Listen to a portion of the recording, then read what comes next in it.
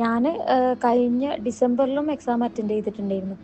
അങ്ങനെ റിസൾട്ട് വന്ന് ഇങ്ങനെ നോക്കിയപ്പോൾ എനിക്ക് 2 ക്വസ്റ്റ്യൻ ആയിരുന്നു എനിക്ക് പോയിരുന്നത്. അന്ന് എനിക്ക് ഭയങ്കര സങ്കടമായിരുന്നു. കാരണം എന്താണെന്ന് വെച്ചാൽ ഞാൻ ആ ടൈമിൽ ക്യാരിയിങ് ആയിരുന്നു. അപ്പോൾ മാക്സിമം ആ ടൈമിൽ തന്നെ ക്വാളിഫൈ ചെയ്യണം എന്നുണ്ടായിരുന്നു. കാരണം ഇനി ഒരു കുട്ടിയൊക്കെ ആയിക്കഴിഞ്ഞാൽ എങ്ങനെ പഠിക്കാൻ കഴിയുമോ, ടൈം ഉണ്ടാവുമോ, എങ്ങനെ രണ്ടും കൂടി മാനേജ് ചെയ്ത് പോവാന്നൊക്കെ ഉള്ളത്.